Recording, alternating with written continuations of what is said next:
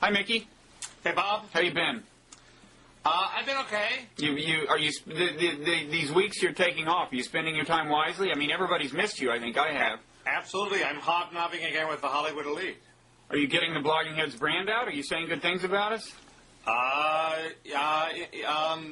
to a point. Enough to make up for the damage you're doing to the franchise by not, you know... Well, Bob, you know, you didn't ask me what movie stars I saw, but... no, that's more important. You're right. Who'd you see? A movie star one of the rare male movie stars who would excite you, Bob.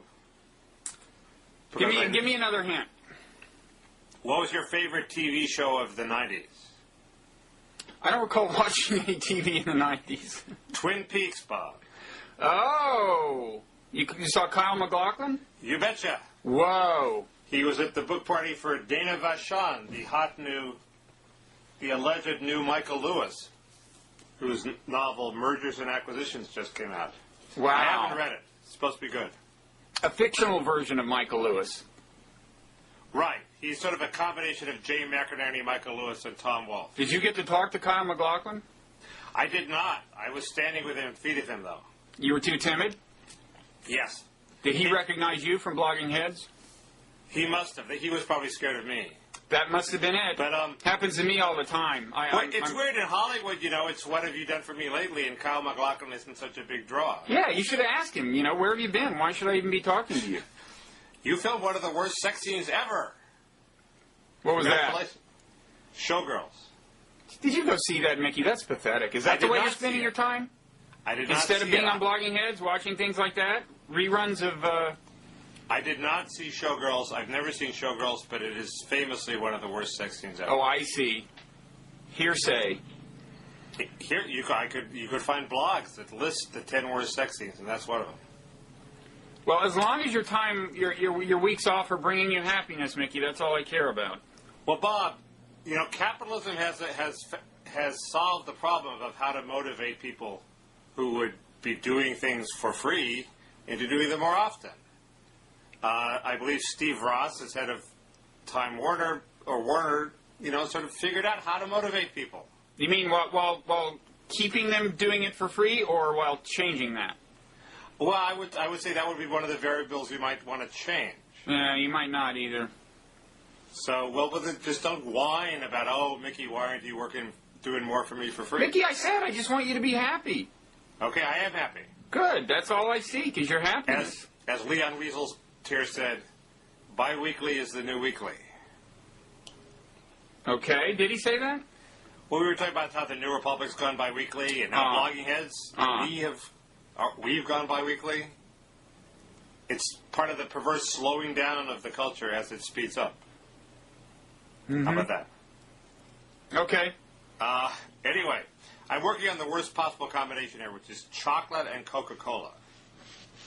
There's nothing worse than that. You could have a little more sugar than is optimal. Meanwhile, on my side, I am totally not going to lose my cool this time because I had a banana, and bananas have tryptophan, which is a precursor of serotonin. So I'm going to be feeling calm and self-assured. You've told me when I'm depressed to eat 2 bananas. Well, yeah, depressed or even just really anxious. I recommend it. Yes. Yeah. Okay. It worked the one time I tried it. Yeah. No, it's good advice. We're working on the opposite here. Good advice. Poor man's Prozac. So, are we done? Is that the end? We're done with the banner. Oh, okay. We're ready for So, this Virginia Tech thing. You have no reaction to this?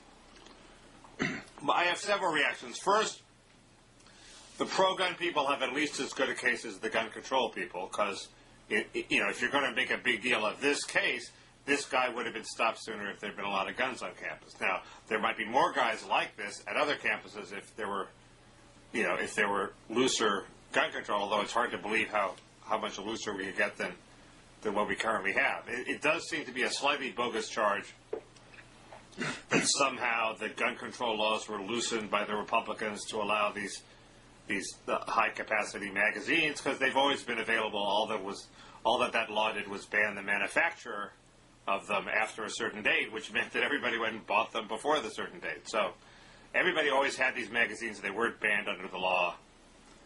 Maybe in 100 years, if the law been allowed to take into effect, people would have stopped manufacturing them, but by then we'll have, laser photon death rays, so... Well, I mean, So that's my first reaction. The second reaction is... Well, wait, on gun control, are you saying that if everyone had guns, it would be safer because then he would have gotten killed before... Yeah. You are? Instapundit wrote an op-ed saying that. And well, predictably, but I sort of think it's true. I mean, I was in a... This thing about the pack, not a herd, sort of works. I witnessed a car crash last night on the way home from paying my taxes. Mm-hmm. SUV rolled over, and guys got out of it, and people were worried that they were running away because they were clearly at fault. And there was a whole pack of people within 30 seconds. There were 50 people there. 49 of them were interested in doing the right thing, and were behaving totally responsibly. And if they had all had guns, it would have had an even happier ending, you think? Well, if somebody with a gun had been loose shooting people and they'd all had guns, yes. Here's what I would say. If enough, first of all, the average person with a gun who runs into this guy is actually going to run like everybody else, I think. But... Well, then it's no worse than it is now. Well, no, but if you ask yourself... No, but in your scenario, it actually helps. If you ask yourself, what would the frequency of gun possession have had to be in that building to have a high probability of actually killing this guy before he killed a lot of people, I would say with that frequency of gun possession, spread across the whole country, you would have more deaths by gun than... that seems to me almost commonsensical, but maybe I'm wrong. That's possible, but all I'm saying is that the gun control people who are looking on this particular incident to dramatize their cause, it's neutralized because of the fact that in this particular instance, not in the other instances that would be encouraged if we had as many guns as you'd need, more guns might have helped. And in fact, Instapundit points to several school shootings that were stopped by people going to their pickup, getting a gun, and confronting the shooter. Can happen, but if it had been, well, I've made my case. I mean, I'm terrified of guns, so I wouldn't have one because I would probably shoot myself in the foot or something. But there's this law professor Eugene Volokh who's also a big blogger, and he's a big gun guy, and he took us all shooting one day. And the one thing I learned from that, in addition to the fact that I'm scared of guns, is most guns are semi-automatics. I mean, to a liberal like me, the thought of a semi-automatic gun terrifies me, but that's semi-automatic just means you don't have to, cock them again to shoot the next shot, right? Exactly. And they don't have, this barrel that rotates to deliver the bullets. No, but right. 90% of guns sold in America, that the barrel, the old Colt Derringer type thing, yeah, of course. technology. Of course. It's automatic weapons that are especially dangerous. Those are machine guns. Right. But anyway, I didn't realize that. Having read the press, when I see semi-automatic, I think, oh my God, serial killer. And semi-automatic is just the handguns most people have. No, I think a better place to control it is in terms of the size of magazine and things like that. But you're against that. No, I didn't say I'm against that. All I'm saying is that this incident cuts both ways. I think it's a draw. Well, in terms of liberal lessons you might draw from this, let's see. Terrorism. Well, I would say a couple of things. First of all, the most dangerous people in the world are people who feel humiliated and rejected, a fact that we might integrate into our foreign policy thinking a little more than we have. You could do the video game argument as another point. Both this guy and the Columbine guys were avid, violent video game players. Now that two data points don't mean much, but I do think. I'm not saying we should ban video games, but there was this idea around, and it persists to some extent, that I think just doesn't hold water, and things like this tend to invalidate it, which is that, and you've actually bought into this psychological dynamic in the context of child pornography. It's the get it out of your system idea. If you play violent video games, it will get it out of your system. If you view child pornography, it will get it out of your system. No, actually. It's much more likely to give positive reinforcement to the kinds of behaviors that in a slightly different context will amount to real transgressions involving real physical people. My argument in child pornography is a little different, I think, which is that it's unfair to condemn people who have biological urges to do something to have no outlet for those urges. I didn't argue that it would result in less molestation. It was an argument about fairness. Well, I would suggest, if anything, maybe more, and certainly I would in the case of violent video games. The guy who coined the term virtual reality, Jaron Lanier, used to make the case that the virtual world will be a very healthy thing because everybody will, get all of these things out of their system and then they'll really behave in the real world. I just think that's either wrong or out and out backwards. But what can you do? I mean, I don't imagine a ban on video games. I'm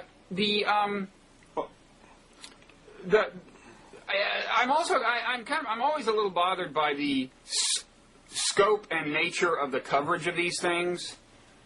And one reason is, don't you think it's possible that, I don't blame, newspapers are there to give, they're in the private sector and they give readers what readers will pay to see and want to see, and so are TV stations, fine. So inevitably the coverage is going to be this massive, but don't you think it's possible the coverage actually makes it more possible for this, makes it more likely for this kind of thing to happen again in the future? Well, sure, it's more,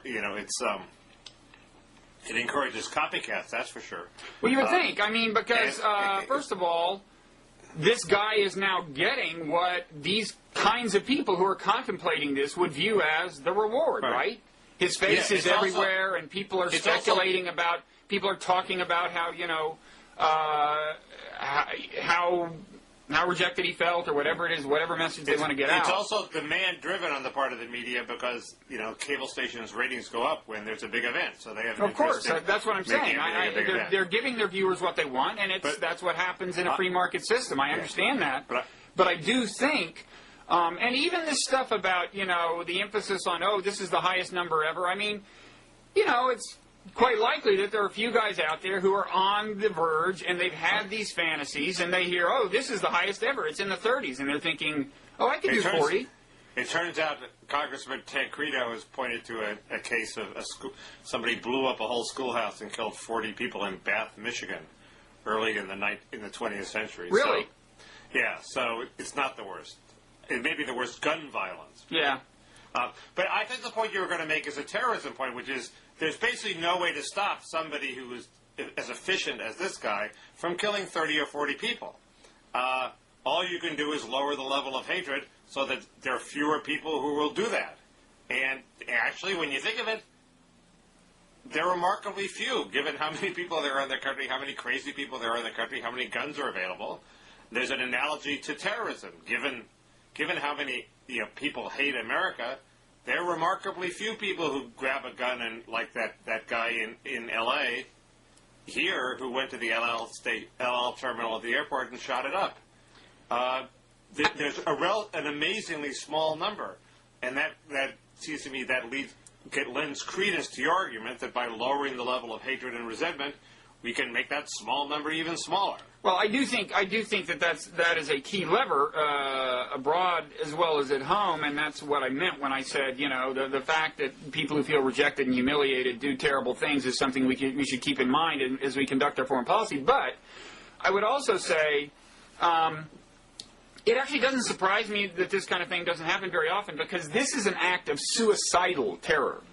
I don't think there are actually all that many people in the world who both want to die and want to kill a lot of people. What surprises me is that there hasn't been more of the kind of terrorism that is also easy to do, which is that you kill a few people and do it in a way where you probably won't get caught. Well, it's weird. Most of the terrorism in Iraq seems to be of the suicidal variety, no? Well, it does, but they have a whole factory for generating people and putting people in that frame of mind, right? Right. We, thank God, don't have that infrastructure, and it seems to exist to some extent now in Western Europe in the Muslim populations. It's even more amazing that the non-suicidal form of terrorism isn't rampant, that most of the mass killings we see are of the suicidal variety, even here.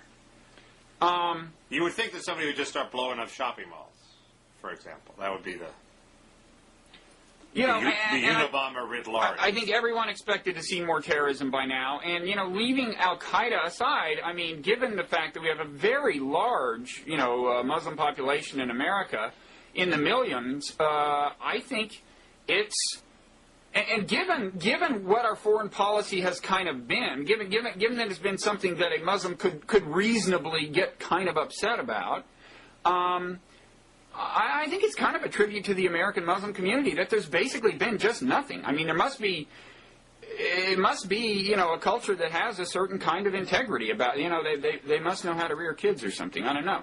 And of course, demographically, it's very different from the Muslim population in Western Europe, which is poorer and less well educated.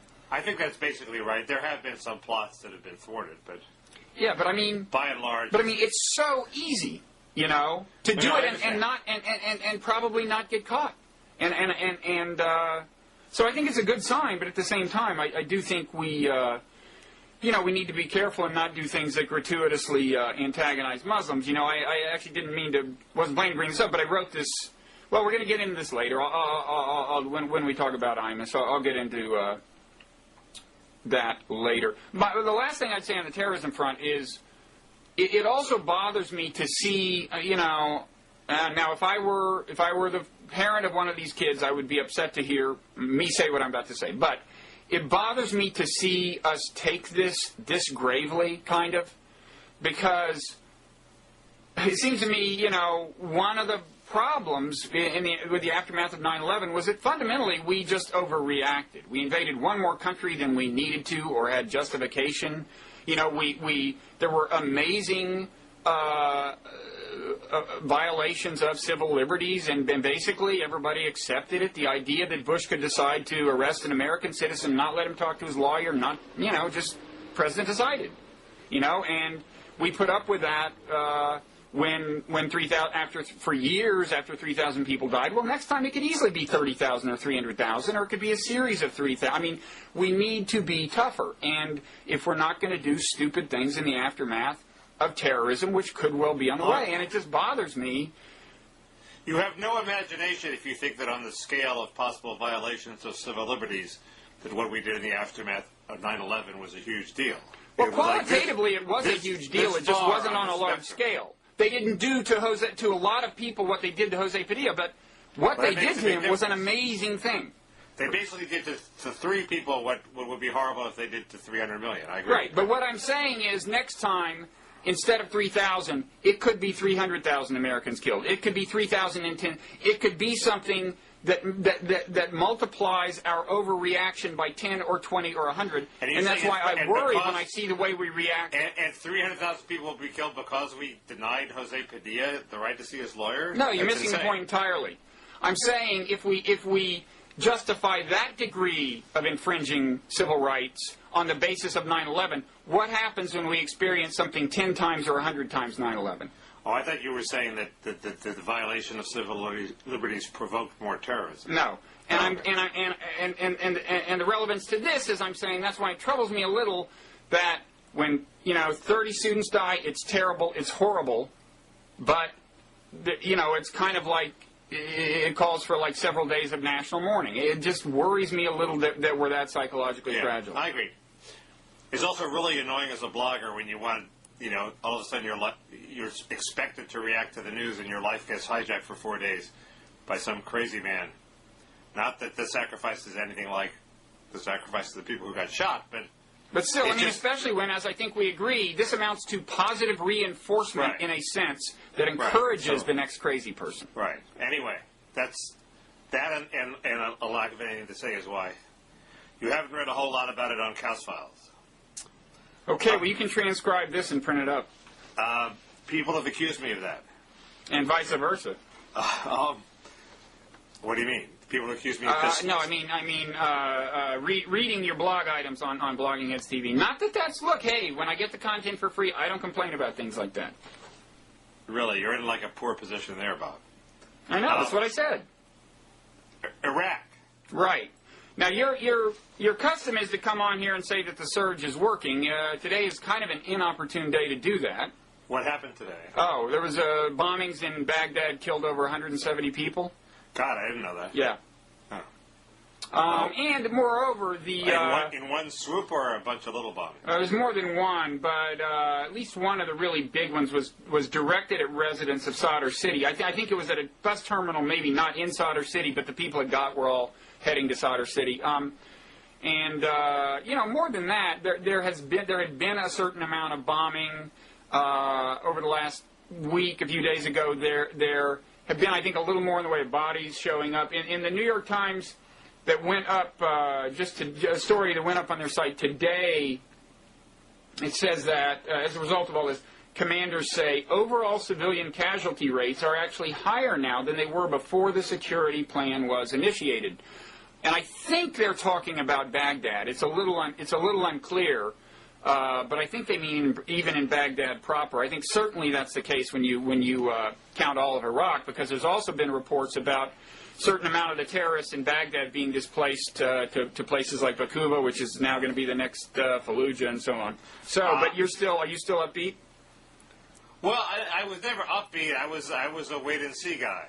And I'm still in a wait-and-see mode. There have been some positive developments. The interesting development before these bombings, and you can't get spooked by bombings in Baghdad any more than shootings in Virginia, it has been Sadr's decision to withdraw from the government, which, there are varying interpretations of that, but it sort of seems more positive. I mean, there are a couple of, Maliki was turning against Sadr anyway, we think. Sadr called for this massive rally that was supposed to draw millions. It drew only tens of thousands, so it was a bit of a bust.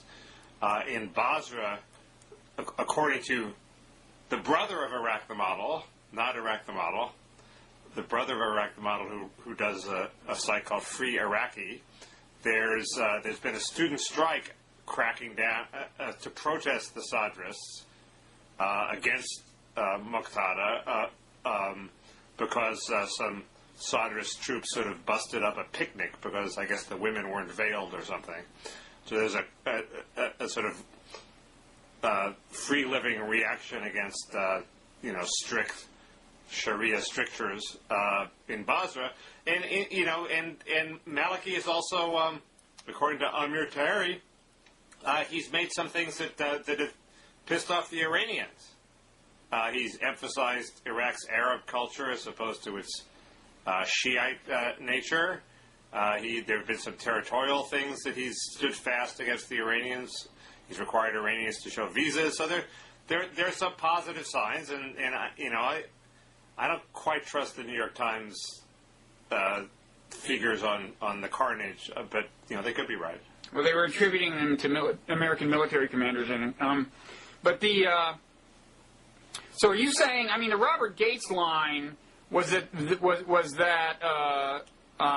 al-Sadr's decision to withdraw his people from the cabinet of Maliki was itself good news. Are you saying that's good news, or just all this kind of anti-Sadrist sentiment you see among Shiites is good news? The latter. Okay. He could make a lot of trouble in opposition. Yeah, I didn't understand the logic. I mean, the other thing about him is it's kind of odd that he's never overplayed his hand, but he hasn't. I mean, it's odd for two reasons, because he's always done risky-seeming things, and also because people who have encountered him in person say he just gives every appearance of being a complete idiot. And that you hear that again and again, that there's a suspicion that there must be some power behind the throne because he can barely finish a sentence. Well, so it's odd that he's never overplayed his hand, but the fact is he hasn't. He always lives to fight another day. So I think the very fact that it's his calculation that he can start moving toward, apparently, out-and-out opposition to this government is in itself a slightly alarming sign. Well, you could live to fight another day and live to fight another day and live to fight another day and then ultimately find yourself completely marginalized and powerless, having achieved none of your objectives. And, this is a reflection of his failure to achieve his objectives. Of course, there are a lot of theories about what the power is. Michael Ledeen would say that, everything he does is dictated from Tehran. So that's possible. Yeah, Michael Ledeen would say everything that happens in the world is dictated from Tehran, but that would be a slight exaggeration. Reasonable caricature, yes. But there is that tendency in that brand of thought. Yes, but you were just saying that you believed it too. So I was sniping Michael Ledeen on the one day you agree with him. You said that you thought Solder must be being directed by somebody else. No, I didn't say it was necessarily Iran. I didn't say anything. I said people who remark on how stupid he seems have speculated that there must be someone behind him calling the shots. It could be, somebody in Indianapolis. I don't know. Anyway, well, that's all I have to say about Iraq, which isn't very much. I agree. Yeah, I mean, it does. I mean, the surge. One of the take-home lessons. It's so long to go. I mean, for the thing to work. I mean, certainly one of the main dire scenarios pointed to by people who don't want to withdraw is that we don't want there to be a base in the Sunni part of Iraq for terrorists. Well, for the surge to conquer that problem is, way far away from now, I mean, you would first have to demonstrate the surge working in Baghdad, and that gets enough political support for us to bring more American troops. I don't know where we're going to get them, but bring more American troops in, enough to really extend the kind of approach of the surge, more broadly and stuff. It still seems like a real long shot to me. Except that the post-surge effort in Iraq seems to have been most successful in Anbar province, the Sunni parts, where the tribal leaders have sort of united against al-Qaeda. Doesn't mean they don't want to pursue terrorism against the government, but it does mean that they're probably less reluctant to. Well, I think that's the hope, independent of the surge, is that ultimately there is going to be there are more and more reports of a battle between the Baathists and the jihadists, and the jihadists are bound to lose. They just don't have the home field advantage. Now, it's not altogether cheery news. They're going to go somewhere, Saudi Arabia, Europe, wherever, and they're going to cause as much trouble as they can. But I think that's almost, maybe there are things America can do to help them, but I think the hope that lies in that prospect has to do just with the internal dynamics of any fight between indigenous Baathists and foreign jihadists. You're trying to have it both ways. When conservatives propose the flypaper theory, you say, oh, there's not a finite number of terrorists. There's a flexible number of terrorists. There could be more or less. So having a sort of some flypaper that attracts them only works if there are a finite number of terrorists. But when we close down a terrorist haven, you say, oh, there is a finite number of terrorists. They're going to go somewhere. Well, no. The number of terrorists are flexible. Maybe there'll be fewer terrorists.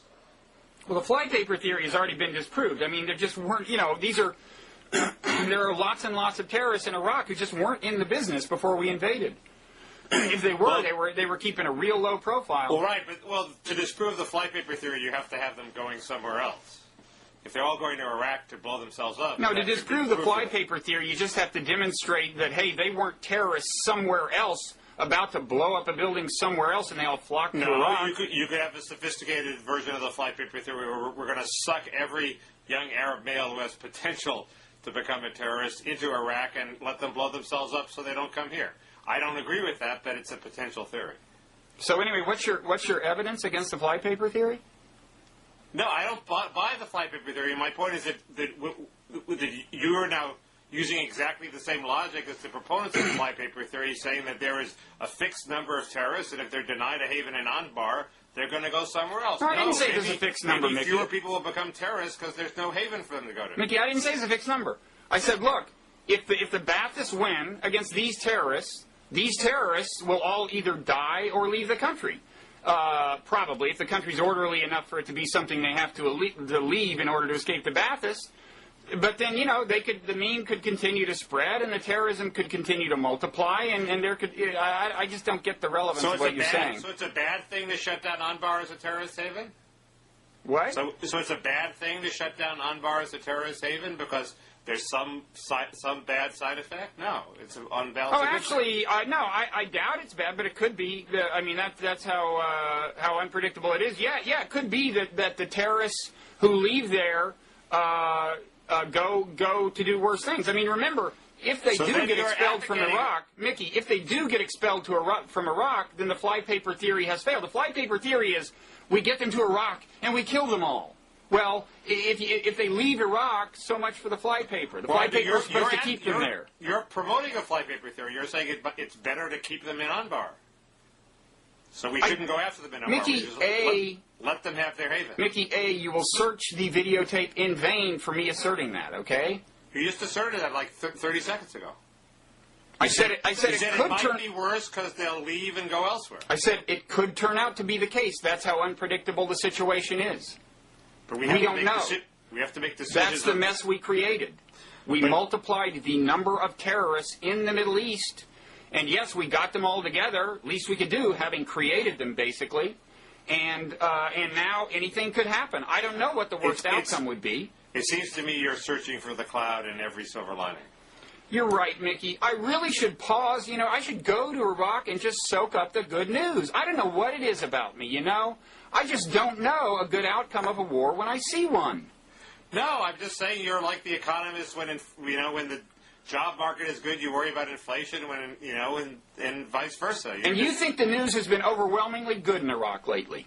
So these over 170 people who were killed in Baghdad, that's no reason to get downhearted. Today, one day. I didn't say that, Bob. What is the good news? The good news is that the tribal chiefs in Anbar are banding together against Al-Qaeda. Well, to get back to the starting point, they're going to win regardless of the surge. That was the point I started on. Well, I know, but the indigenous but now you're forces will win. News. But now you're saying it's not even good news. No, I'm saying actually. Here's what I would say: whatever the situation is after that, it will be worse than the situation was before George Bush invaded. I guarantee it. That's what I'm saying. And the alternative to that is the flypaper theory that you seem to have a certain amount of sympathy for. I don't know. I have no sympathy for it. I agree with you on it. All I'm saying is that you have fallen into the same trap. Anyway, we've had this argument, I think. I think it's becoming tedious for our viewers. The one other Iraq point is the Amir Tahiri point, which is that he claims the Sunnis have lost the battle for Baghdad, and I just don't know enough to know, and that they're 15% of the population of Baghdad. So what happens to them? Do they all leave? Isn't that still 1 million people? I don't quite understand.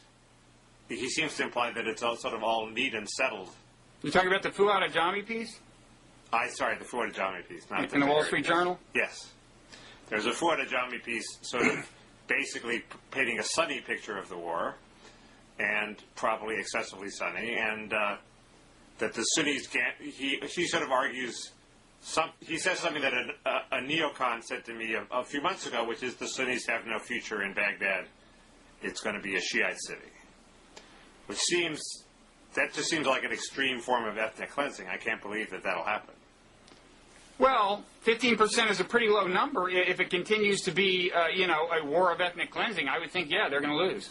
And this gets at kind of the paradox of the surge. You're kind of trying to step in and stop what at this point is nearly a force of nature that would, in the long run, if nothing else, create a more orderly situation, probably. But that's the situation we find ourselves in. There is that contradiction.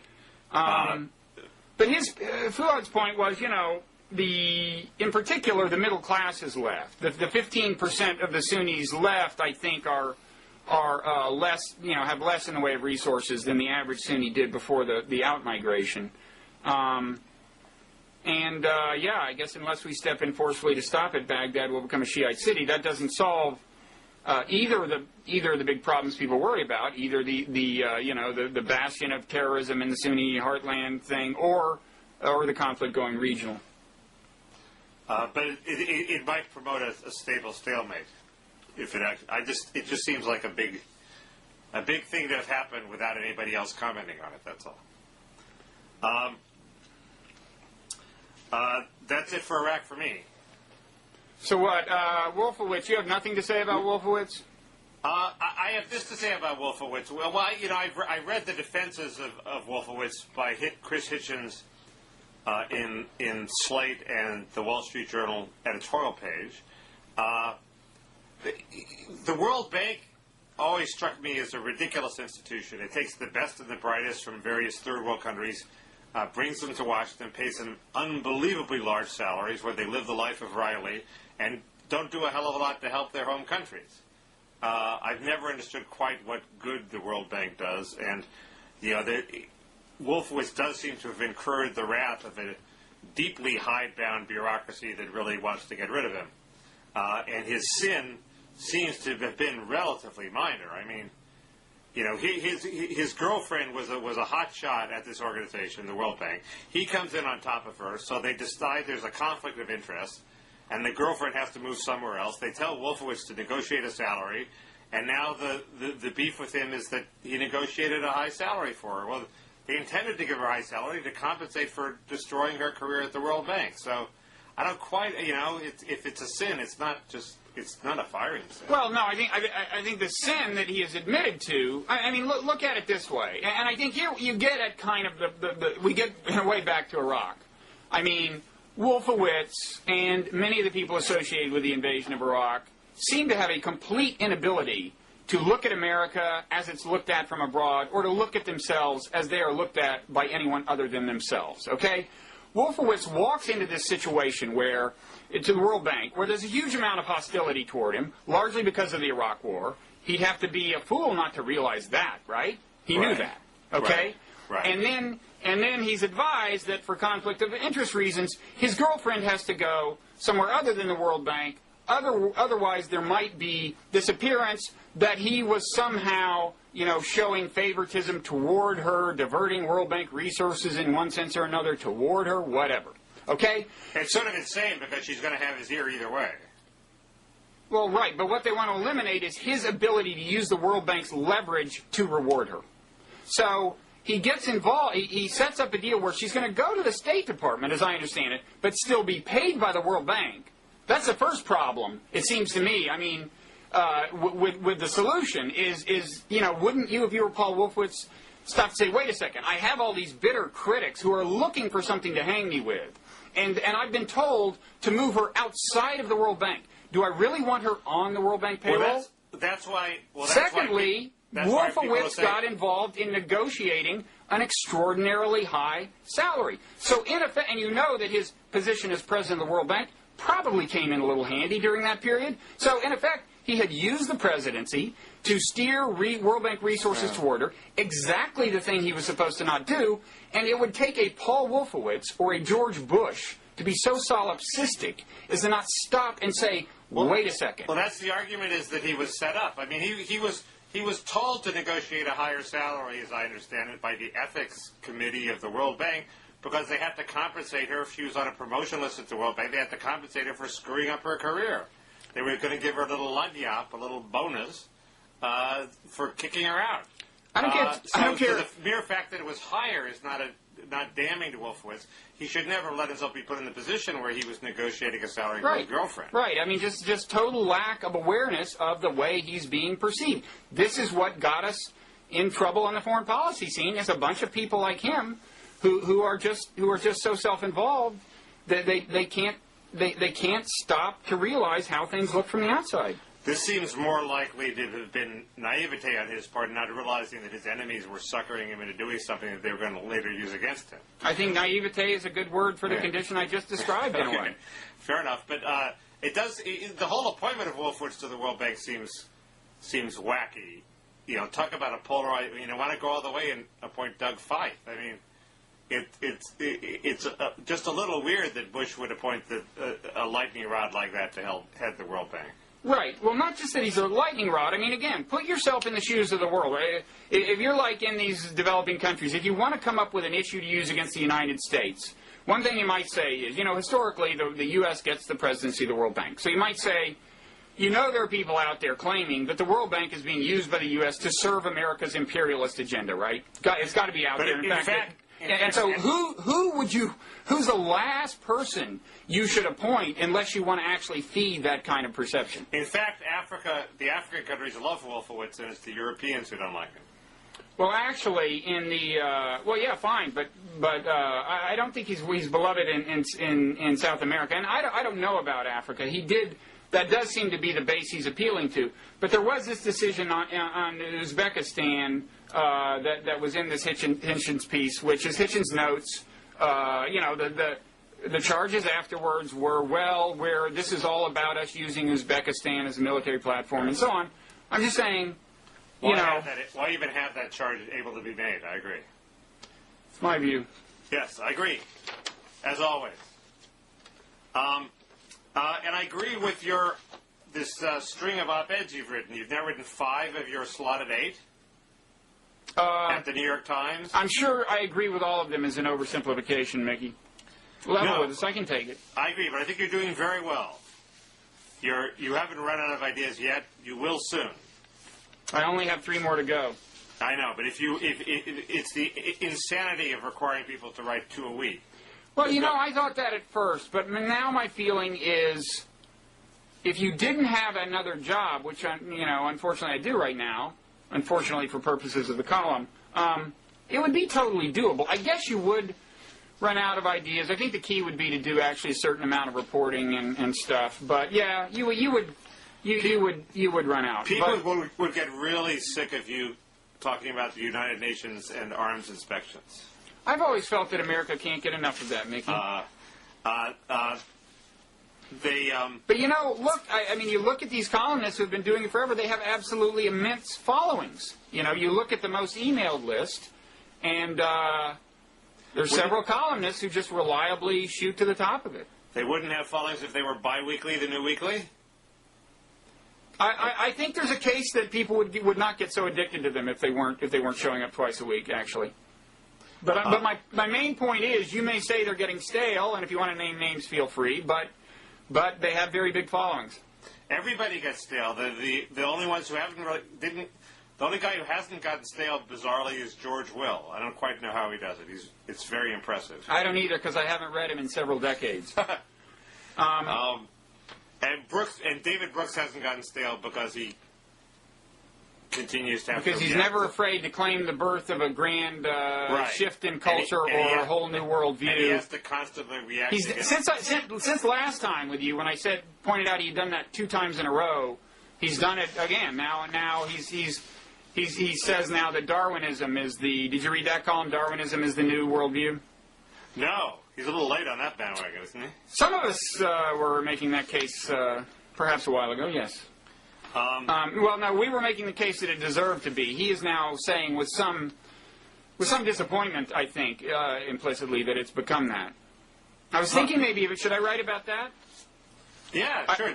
Isn't there some Times rule against sniping at your fellow columnists? I think I'm not allowed to snipe by name. That would be the challenge. That would be too lively. They can't have that. I have no comment about my current overlords, except good ones. I like the incredibly tacky rock and roll analogies, rock and roll phrases, though. In my columns? Bend me, shape it, yeah. That was like the 5 Young Americans or some completely obscure group in a really crappy song. You didn't like Bend Me, Shape Me? No, it sucked. I hated it at the time. You got the power. I've learned when I'm going out with women when I'm going out with 28-year-old women, I shouldn't reminisce about the Bobby Kennedy campaign of 1968. So I probably shouldn't bring up Bend Me, Shape Me and how I was a teenager when that song came out. Just because it's an age marker? You learn the hard way. Yeah. Yeah, then they say, this guy's old enough to be my father. Yeah. Sort of changes the relationship.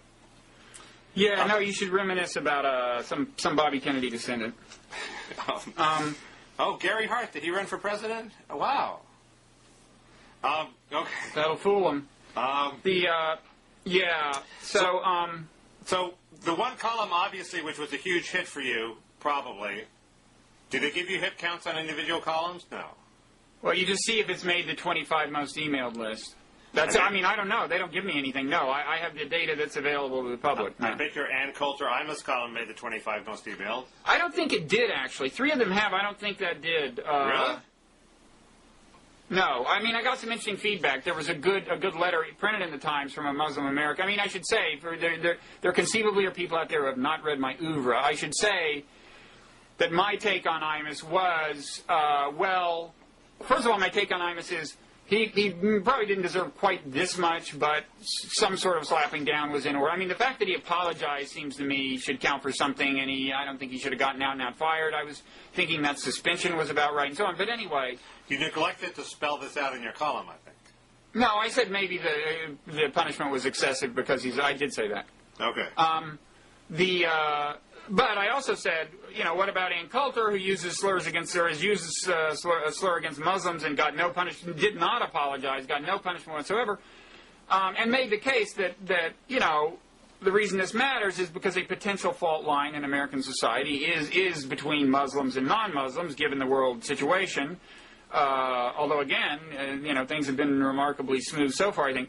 And I got some good feedback. I mean, there was this letter in the Times saying that from a Muslim American, I think, about this. I also got an email from a guy who edits, I think, a magazine about Islam or something, saying that only a few days ago he was getting off some public transportation and had a rolling duffel bag, and somebody in a car drove by and said, "Oh, you're coming back from your last bombing," or something.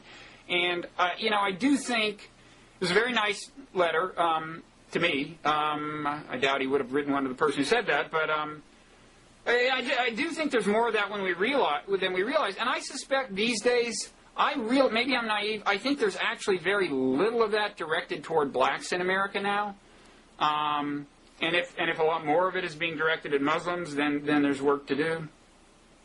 But sure, I don't know. That was my case. Anyway, you had problems with this column. It's sort of a natural human reaction. I mean, after the bombing, after the Virginia Tech thing, I was having dinner at a restaurant and an Asian man ran by, and I was temporarily scared. It's an Asian man. It was insane, but that's sort of just a natural human reaction. Yeah, but you didn't say done any school shootings lately, I hope. No. Well, that's the kind of thing we're trying to constrain. But one can overreact to the occasional slights too. I've had people drive up to me and call me things too. Well, wait. Tell you what? You're not identifiably anything. They called me a pimp. Well, except for that, I forgot that. But which is dangerously analogous to calling somebody a hoe. Well, right, but it's not some kind of ethnic slur. I mean, it was just probably a comment on your dress or something. I don't know. There may be people who think that, Caucasian the Jewish white males men are pimps. Yeah, yes, they're reviving the hoary stereotype of the white male pimp, Mickey. You should have been very offended. There are people who think there are people, namely WASPs, who sometimes think that Jews are excessively sexualized. Well, who knows you're Jewish to look at you? Good point. Wait, you think that was anti-Semitic? No, I think these people were the just hoary jerks. Stereotype of the Jewish pimp? No, I think these people were just jerks. Right, I'm just saying I don't think you or I experience what these people experience. Yeah. That's definitely true. But what I thought the point of weakness in your article was, you were saying that you weren't making a moral argument, you're making a practical argument. Right. So... Well, I should stress, what I mean by that is the reason I'm focusing on this particular fissure and wasn't talking about homophobia or anti-Semitism was I don't think those are, or sexism, was I don't think any of those fault lines are among the most precarious ones facing America right now. So I'm just saying, if you're going to talk about what things we should stigmatize for the sake of social cohesion, I would focus on this one, and I would also continue to focus on the black-white. If you're not making a moral argument, what do you do about people like Ann Coulter who think Islam is not a good thing? Surely that's not a thought that should be banished from everybody's brains. What if you had a religion that was worse than Islam? What if you had a culture and a religion that, say, practiced slavery? If you're not making a moral argument, then you have to say, oh, these slave owners might be upset if we insulted them. So we really, for the sake of social peace, we have to be nice to them. And if they say something's offensive, we can't utter that word. If you're not making a moral argument, it seems to me then you have to agree with that. I'm not sure I follow your logic. I mean, first of all, she's manifestly wrong, as I said. The whole, millions of Muslims in America have caused essentially no trouble since 9/11. So it couldn't be a really bad religion, actually, in practice, in some kind of universal way, right? They've caused no trouble for Ann Coulter. There are people like Wafa Sultan, who I've heard talk a couple times, who claim that as actually practiced, not as as practice in America, it seems pretty compatible with peace. Sorry? I said, as practiced in America, it seems pretty compatible with peace, Mickey. Right, but they're not talking about it.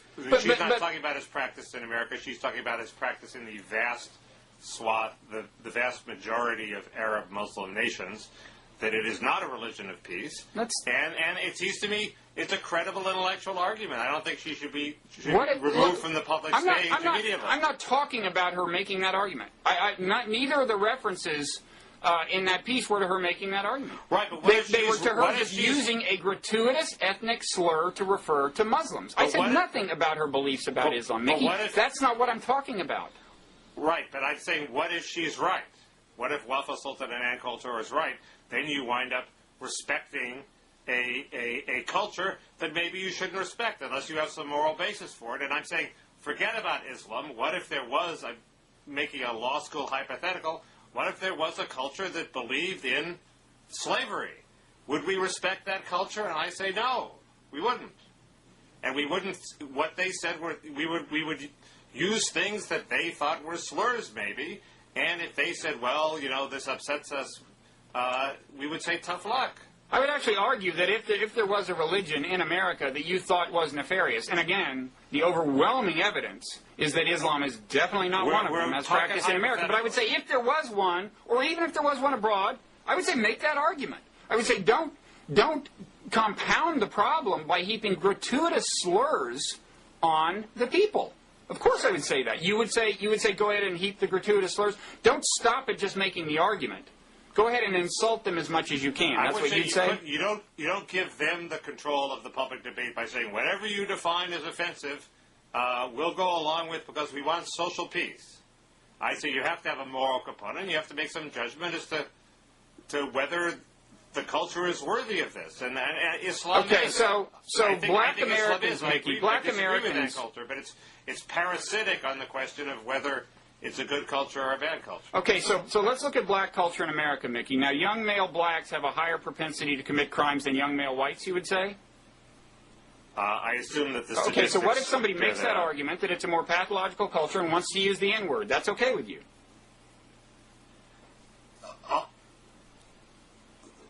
No, it's not okay with me, but as I said before, if Ann Coulter went around the country giving speeches denouncing ragheads, that would be very different than uttering the word ragheads once in anger.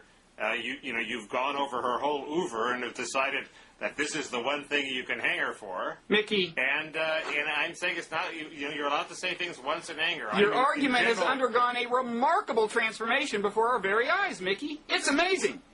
A few seconds ago, you were arguing that people should be able to use slurs against cultures that they think are really bad. Now you're arguing that once is forgivable, but if she does it twice, it'll be bad. Those are two totally different arguments. The N-word is different from raghead. We've had this all Oh, no, but you just said with respect to raghead, once is okay, twice is bad. Which argument are you making? Those are two totally different arguments. Either one is sufficient for you to lose. I'm making both of them. But you're denouncing her for saying something once in anger as if she was running around saying it regularly, and I'm saying it would be worse if she ran around regularly using this epithet, mild as it is in comparison with the N-word, but she doesn't do that. So it's different. It's a milder offense when you say something in anger. I'm saying people say that things in anger what I'm that saying they is would not say in everyday I'm saying comments. if Imus says something once and apologizes and gets fired and has scorn heaped upon him, and she says something equally offensive once and doesn't apologize, it shouldn't have flown under the radar quite the way it did. That's what I'm saying. Should have been fired. I don't think Imus should have been fired either. But so my position is consistent. But I also think that what he said was sort of it was a comment on the conduct. It said these people not only, it wasn't just a general racial epithet, it was saying, these people are hoes, which he didn't. No, he was actually making fun of black lingo. It was not some kind of classic slur against blacks. Well, when you saw him say it, it was troubling, because he seemed like a barstool racist. Well, I didn't see him say it. Tell me this, is the whole phrase plucked from a rap song? Or was he putting together the modifier with hoes for a creative act? He was trying to tap into a caricature of rap language. He was trying to seem hip by adopting rap lingo. It was sort of a parody of rap lingo. Well, is Nappy Headed a famous rap lyric? Oh, yeah. nappy-headed is, and of course hoses, but they had not famously been put together. No, but they're in the same sort of rap genre. You would put them together if you were trying to come up with a parody of a rap song. I see. But what I hadn't realized was that nappy-head was originally a pejorative. I thought it was always not a pejorative thing. Well, it refers to the texture of black people's hair, right? It could be a proud symbol of people who are proud to have that kind of hair. But it turns out it wasn't. Yeah. But it is in rap songs. Well, fine, but so is the N-word, and we understand that that's kind of something blacks are allowed to do in white songs. All that goes to make Imus' sin less grave. That he thought he was trying to be hip, and he was just, he got caught as the white guy. This has all been written about extensively. All I'm saying is, if you actually saw the video, it's a little worse than that. Because he seems to take real gusto in saying it. I mean, I would like to try one more time to convince people, including commenters on our site, that when you stigmatize speech this way by handing out some sort of social sanction, whether somebody gets fired or suspended or just advertisers drop out or whatever, it's not censorship. It's what some of us think is the way to avoid censorship. And there was a very good letter in the New York Times from somebody who said, the line you hear from people who oppose his getting punished is, the answer to hate speech is more free speech. And this letter writer just pointed out that we just saw free speech in action. Al Sharpton exercised it. Black staffers at places like NBC and CBS Radio exercised it. And apparently that was actually a big factor in what happened, was a kind of internal revolt at those places. Al Sharpton said, kind of probably implied that he could get together some demonstrators to exercise their free speech, and they could congregate in front of corporate headquarters of some advertisers. And who knows? But it is all just free speech. It's all this informal system, and then it's all in the private sector, and what happens, happens. And I think it seems like more than that, partly because in the old days, when there were 3 TV networks, right, and a very small number of radio stations, it was a very binary thing. If you got kicked off of that platform, bye-bye. But that's not the world we're living in anyway. He'll be back. He'll be back on the internet or somewhere. 2 points. One, there are problems with secondary boycotts. The Red Scares of the 50s, people were running around pressuring advertisers to take off the air anybody they thought was a communist. That was slightly inimical to the values of free speech, and liberals were rightly worried about that. Advertisers are notoriously skittish from any controversy. Second, there was a very good op-ed piece by Tony Blankley, and this relates back to the point about whether, it's better to repress or to have catharsis and expression, saying we want a robust debate, and we're probably more likely to get along if we all yell and scream and get it out of our system. And certainly that's the way my family's always lived this life. We yell and scream, and it works out well. And maybe, Bob, you're a repressed WASP, and you think it's always best to repress these things and not to have the disagreements out in the open. I think you're more apt to have a frank discussion if you have an atmosphere of freedom as opposed to an atmosphere where Al Sharpton's constantly going to boycott you. Well, actually, my family was candor personified. Don't worry. Okay. But the fact that I've heard these things from Muslims since running that piece, saying, it's like you read our minds, which is virtually what the guy said in the New York Times letter, suggests to me that there is this cost being paid for this kind of thing that you are just not aware of, because you're a white male who walks down the street without worrying about anybody singling you out for ridicule. There's also a danger in encouraging a hair shirt mentality where every time one person makes a joke about your duffel bag and you're scarred for life. What about all the Muslims who don't write you, Bob? How many Muslims have written you? 10? Yeah, not a ton, but I mean, none of them have written me and said I got it wrong. But the other thing I'd say is the kind of mentality you're describing, that is a kind of a hair trigger, sanction system, I would say already exists in the case of black Americans. And look, I think we have more or less racial harmony in America, which is kind of remarkable in a way, given both the history and the current economic disparity. And so it's not clear to me that system is not working very well. It's not clear to me that it's a healthy thing for black Americans to have this attitude of, to the extent that, and I agree it's diminishing, but to the extent that it still exists of, somebody didn't serve me once in a store, so our society is racist. Also, certainly the B'nai B'rith, the Anti-Defamation League, has that attitude. Yeah. And I'm not sure it's healthy for them either. Well, I would say there is another possible downside, which is that whites feel so oppressed that there is a reaction against it. And in a way, that's what Imus and Howard Stern represent. Howard Stern even more so, is that a lot of their fans are people frustrated by how many things you're not allowed to say in public. Sure, that's what's behind the whole Confederate flag business, too. It's a big screw you to the forces. I recognize that as a possible cost. In my view, certainly in the case of Muslim slurs, I don't think we're there yet. But I recognize that as a possible cost. Well, we both agree Imus shouldn't have been fired. We agree with John Kerry, who actually had the balls to come out and say, after the whole fight was over, and when there was no political plus side for him at all, he came out and said Imus shouldn't have been fired. So I give him big points for that.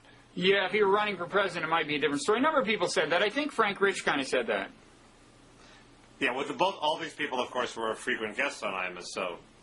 Which was going to, and that's the question is, will he be able to replicate that in the new? He's already sent out emails to his league of guests saying I'll be back. Apparently, of course he'll be back. Right, and there are definitely places he can go. But the two questions are, how many major advertisers are going to want to hang out with him, and also how many of these guests are going to want to. Right. By the way, you also. You implied that there were a lot of pressure points against Ann Coulter that haven't been used. I don't think there are. You say that, well, maybe the newspapers will get rid of her columns. Well, no, I didn't say that. She doesn't make much money on those. I didn't say that. What I said was she clearly has fewer pressure points than Imus, because Imus had a show on a network directly connected to the advertisers. She just appears on networks as a guest. On the other hand, her column runs in newspapers that have major advertisers. If there were a Muslim Al Sharpton, and please God spare them that fate, but if there were even effective activism within the Muslim community, which I think it would be healthy for there to be more of that, but then you can imagine those pressure points being exploited. Yes, you can imagine the newspapers of her two biggest circulation newspapers being targeted with demonstrations, right. or the advertisers advertisers of those newspapers. You're making exactly the argument that I said you were making about pressuring the advertisers and newspapers, and I'm saying, as a practical matter, not as her defender, it's a practical matter, that doesn't hurt her because she makes her money off of college lectures. Newspapers don't matter to her. No, but they're a big part of her publicity apparatus. It's like... It wouldn't hurt her. That's all I'm saying. Yeah, it would hurt her if her column didn't appear. If Universal Syndicate dropped her, if her column wasn't in newspapers, it would hurt her. Yeah. I'm not sure it would hurt her financially. Sure. I mean, there's a reason she's doing it, Mickey, if it's not the money. I don't understand why she does it. She puts an incredible effort into her column. Her column is really good. It doesn't have, it's not that widely read. It's not offensive. It's much more toned down than her TV appearances. And she seems slavishly devoted to it. I am not mystified, because I think the exposure helps keep her lecture fees high. But you can take that up with her in your next encounter with her. The controversy raises her lecture fees too. What? Controversy raises her lecture fees, and you're encouraging more controversy. Well, it works to a point, and then it hurts you basically. And Imus is an illustration of that. Well, we'll see. We'll see what happens to Imus. No, I don't. I predict he won't find a venue that is. It will either not be as lucrative as this one in terms of advertising, or will not have as large an audience, or both. That's my prediction. We've gone on and on. We have on our clandestinely prearranged subject list. I was going to prattle on about Obama and the candidates. Yeah, well, first the mosque thing. You've kind of on this hobby horse about how, yes, it is fair to say that he spent his youth going to mosques or something. No, well, it's directly analogous to the Swift boats. I mean, everybody's saying, oh, this story's been 100% debunked. It's been debunked. How dare right-wing people say he prayed in a mosque as a kid? That's not what they said, Mickey. He did pray in a mosque as a kid. No, that's not what they said. The phrase was, and this was according to Katie Couric, it wasn't even the right, who grew up praying in a mosque. That's the phrase. So the question is that phrase applicable? Would you say he grew up praying in a mosque? Well, think of all the kids who followed their father to church twice a year, and it said they grew up praying in church. Yes, it's barely within the bounds of being applicable. But you pointed to a Chicago Tribune piece as validating that phraseology, okay? And I read the piece, and you know what it says? Ages 0 through 6, 0 mosques. Moves to Indonesia. And what it says is, in the first neighborhood that he lived in, he occasionally went with his father to a mosque. He lived there for 3 years. Then he moved, and there's no reference to him going to a mosque at a neighborhood after that. I don't know. So what the article that you claimed vindicated this phraseology actually establishes is that he occasionally went for 3 years with his stepfather. Well, let me ask you this, Mickey. It's not 100% debunking. It's an 80% debunking, and his fans shouldn't pretend it's 100%. Did you acknowledge that it's an 80% debunking? I think I did. No. But no, it's just not the right phrase, Mickey. Here, I actually have an analogous case. I grew up Southern Baptist. For 3 years, as it happens, when we were on the Presidio in San Francisco, I actually went to we actually went on base, which means it's a non-denominational Protestant chaplain. And actually, I didn't go that often. But for 3 years, out of a whole childhood, I did not go to a Southern Baptist church. Instead, I went to a non-denominational service occasionally. If somebody said, Bob grew up going to non-denominational services, that would just be wrong. That would be giving the exact wrong impression. It depends what else you did. In other words, if Obama had been going to church all his life and just the 3 years went to a mosque, I agree, that's very different. But there's no, what I haven't seen is the evidence that he spent the rest of his time going to church. It seems to me it was nothing and then the mosque. No, I'm not saying he has to have been doing something else. I'm just saying... No, but I'm saying it's relevant. It would be a huge debunking if he could say, 0 to 6 I went to church. 3 years I occasionally went to the mosque. The main thing, clearly your position is not overly strong here. And it just brings us back to the fact that you love to do damage to Democrats. And you do the same thing in this blog item where you go back and say, now I want to be clear, I don't think this is relevant. Now I'm just publicizing it, and it will happen to do damage to a Democrat. I don't think it's legitimate to do damage. I just want to help it do damage. No, and your usual alibi... His supporters are doing him huge damage by pretending that you can make this mosque thing go away by denouncing anybody who brings it up, even though it's only 20% or 15% or 10% accurate, as it being 100% inaccurate. Mm-hmm. You have to deal with the 10% and 15% that's accurate and might trouble people. So you can't do what Kerry did with the Swift boats, which didn't work for him, by the way, and say, oh, it's all been disproved, these people are all lying smear artists. He has to, at some point, deal with the 10 or 15% that's accurate and make some joke about his Muslim background and in a way that dispels the irrational fears that people might have. And you're doing him a huge favor by pointing that out. You have to assume that somebody reads your column or else you wouldn't write it. Well, so, all I know is that the people claiming I like that Obama. If I were going to vote today, I would vote for Obama, despite the really stupid thing he said yesterday about Virginia Tech. Okay? What did he say? He said, oh, there's forms of violence, there's this violence, and there's the quiet violence of Don Imus, and there's the violence done to workers who lose their jobs and their health care. It was a ridiculous conflation of completely different things. Well, if he said that was definitely did not show good judgment. Yeah. So, despite this show of bad judgment, I'm still for him more than I am for anybody else. His wife, who seems generally great, also, I thought, kind of didn't speak in optimally politic language a few weeks ago. Who? His wife? Yeah, it was this thing about how, what was the context? But she said, are you worried that, he will be, he could be assassinated or something? She said, he's a black man. He could be shot while at a service station. Well, it's true that there are a lot of black men who face inordinate risk of being shot, but that's by virtue of where they live, basically. I mean, I don't think it's the case that a black man has any kind of appreciable chance of getting shot at the average service station just by virtue of being black, as opposed to which service station it is. And B, in any event, I don't think it's a good idea to kind of say, to kind of get off on that note. Well, especially saying that implying that he's shot because he's black, when the majority of such crimes are black-on-black crimes and not race crimes. Right. I mean, it seemed to me the thing to say would have been, look, any presidential candidate has a, just kind of play down the, I don't know. That didn't seem to me. Actually, where I live, they're Latin on black crimes. So there's an ethnic gang war going on. So anyway, so anyway, you're defending the phrase that he grew up praying in a mosque, but you're doing it for his own good. Yes, even though I think you see that it's actually not an accurate phrase. I'm doing it because I don't like bullshit, and excuse me, I don't like bull, and the people who are saying it's been 100% debunked are not right. It hasn't been 100% debunked. He did go to a mosque. That troubles some people. He's got to deal with it. But have you noted that phraseology is itself actually misleading? The phraseology is a little high. Okay, you can say that in your blog next time.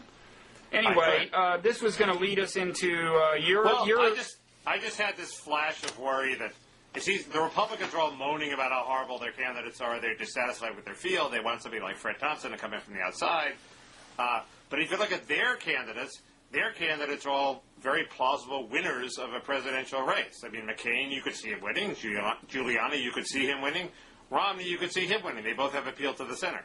I have a much harder time seeing either Edwards, Hillary, or Obama actually winning the election, however much I might prefer them. So it seems to me it's the Democrats who should be dissatisfied with their field, and not the Republicans. But it seems to me like every candidate has a major issue. All six of them. Yeah, on both sides. Clinton has the problem of being Clinton, being Hillary Clinton, and being a Clinton. Obama has, I think, mainly the Islam problem. Well, no, I think it's mainly that people will not trust him to deal with the Iraq War, to have the experience to resolve the Iraq War. And the toughness. And when you talk about the quiet violence of Don Imus, that doesn't help. That was such a bad judgment. That's disappointing. You think the Islam thing is not a big problem? I think the experience. I think you can diffuse the Islam thing. It's like Reagan with his age. You make a joke and it goes away. Oh, it's better than that. He should turn it completely around and say, this is my great strength. As I understand cultures around the world, we've just spent 8 years with a president who catastrophically did not. That appeals to you, but I wouldn't do that. Why not? I mean, you're saying he's got to confront it, right? Well, you can do both, actually, but he has to make a joke that implies that he's not the Manchurian candidate from. No, a joke is fine, but there should be a transition to a serious point, I think. So, and then I think Edwards' problem is just, would you buy a used car from this man? Right. But then it seems there's equal problems. There's the Mormon problem for Romney. McCain seems to be more or less imploding. He has an age problem and a kind of, and he's sad. He's linked to the war. And they all have problems, but the Republican candidates' problems are a lot of them are that they're too close to the center, and that's what wins. The Republicans are complaining that they have basically a bunch of candidates who could win. Yeah. And the Democrats' problem is not that they're too close to the center; it's their sort of other problem. Yeah. I don't know. I hear my Republican friends bitch and moan, and it seems to me that they're crazy. Democrats should be the ones. Well, don't you think Giuliani, is his son still estranged? I think so. I mean, that seems to me an epic problem. I mean, all parents know that, look, ultimately it's a little bit of a crapshoot. Anything can happen with your kids. They can turn out bad. Your relationship with them can turn out bad. But the thing about this is, this kid just looks rock solid, clean cut, all American, and he's telling us his father is a bad man. But I don't know if he goes that far, but there's a divorce. Implicitly, he's telling us that. There's a divorce, so this presumably he's been poisoned by his mother. Of course. Well, no, that's not the way it's going to read, though. I mean, it's going to raise the whole family values problem. And by the way, the irony that the Republicans, who generally cling to the family values issue, are actually the serial monogamists in this case, and the Democrats are I don't think there's a divorce in the crowd, is there? Not that I can think of. Yeah. What's not to like? It's a whole lot of cheating. So. Well, you want to elaborate? You know of anybody? Bill Clinton. He's not running, is he? Is he running? I claim that Bill Clinton has cheated on his wife. You think so? Sue me. But that would be different from her cheating, I think, right? I haven't made that charge. Okay. I was contrasting the presidential candidates in the one party from those. We were in the talking other. about family values. Anyway, I just can't believe that that's that big a factor. If Giuliani wins the primary, I don't think it'll be a big deal, but I could be wrong. I think it gives a lot of people a weird feeling if the son, who seems to be a solid, upstanding guy, will not hang out with his father. Now, Giuliani may buy him off somehow and convince him to come back into the fold. I think it's a big problem. Huh. Okay. Well, I don't have kids, so I don't know how big it doesn't bother me. Epic. Big. Okay. We've gone on. It's not long. quite the record. Anything else you'd like to get off your chest? Oh, probably, but I think it's long enough. It's a bad precedent that you keep going for the record. Yeah. I did love the way that the last line of all your columns was "Maureen Dad is on vacation." Yeah, I thought of that. Actually, no. It was only in a couple of bios. She's back. Okay, well, it was sort of like, you didn't like this? Well, won't last long. It was weird. I don't know. And I don't know. Some people read it as a promise for better things to come. Yes, you were not alone.